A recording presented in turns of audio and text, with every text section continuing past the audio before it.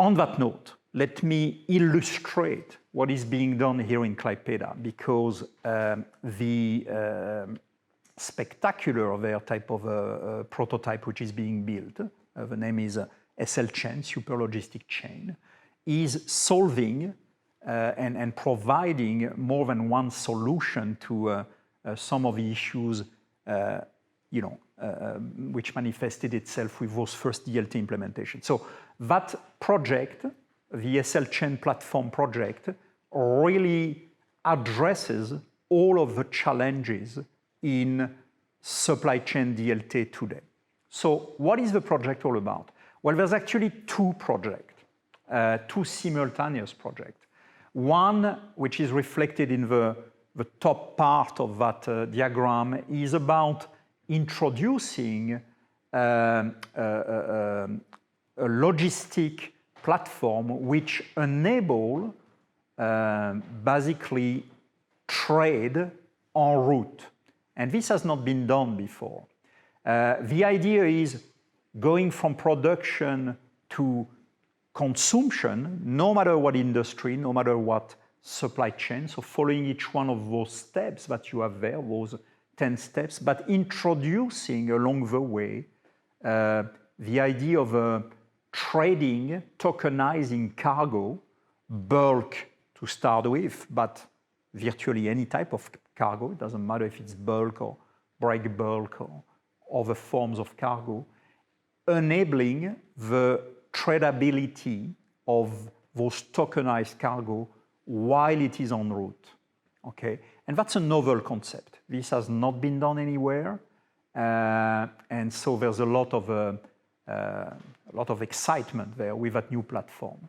So this is currently being done here with a number of industrial partners and logistic partners and Port Authority and Free Economic Zone, and that's done at a prototype level in 2020, and the game there is to have an operation-ready type of platform by 2021. The two protagonists in terms of provision of that platform are Omega Technology and Cloudibos, who's running the Sky protocol and the Next Plus platform. But this is not where it stopped. There's a second part to that program, and that is the creation, a world first, of the very, very first DLT data exchange. And ideally, that DLT data exchange will be regulated and will allow the exchange of data from any protocol, Hyperledger, Ethereum, Sky, it doesn't matter. That particular project is built simultaneously with that particular platform. So a lot of excitement there with those two projects, because they're fundamentally going to materialize all the solutions we need for any type of DLT supply chain at any level, factory level, logistics level, port level, et cetera, all the way to consumption. So who are the actor on that particular DLT data port? Well, Klaipėda Science and Technology Park is leading the project, but is working very, very closely with Port Authority and Free Economic Zone, who are both regulated organizations. There's still a lot of details to be sorted out, especially on the policy side of things and on the regulative side of things, but the key concept is really materializing a DLT data exchange which would be regulated and to which all protocols would participate. There will be, of course, a lot of benefits, that we expect from that particular project. And those benefits, I repeat, will manifest themselves post prototyping and proof of concept, so from 2021 onwards. But what type of benefits? Well, transparency, disintermediation, especially important with the fact that the cargo is now tokenized.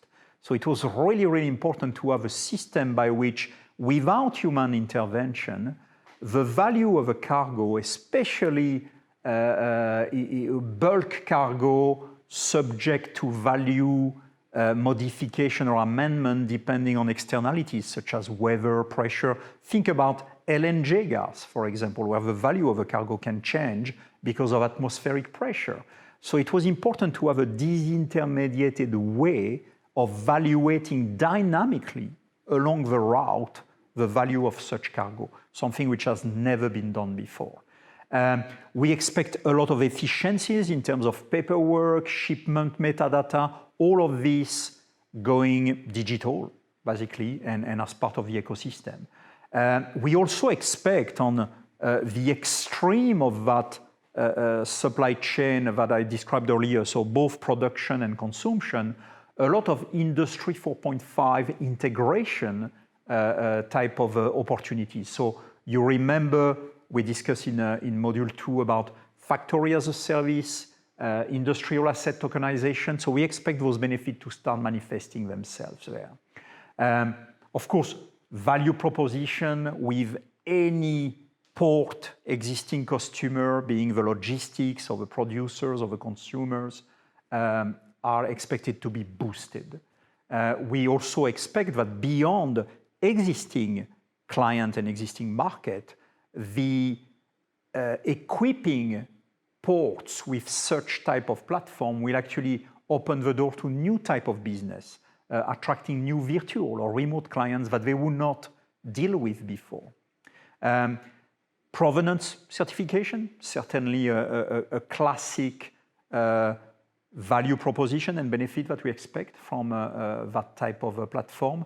The en route trading, as I explained earlier, very important, especially for bulk cargo where we can't really stop any type of production. So again, think about LNG, oil, any type of energy, but also other type of bulk cargoes. And last but not least, of course, we expect as a benefit to start attracting other DLT supply chain ecosystems around the world and get them to participate and boost the economics of the Baltic port with that type of project.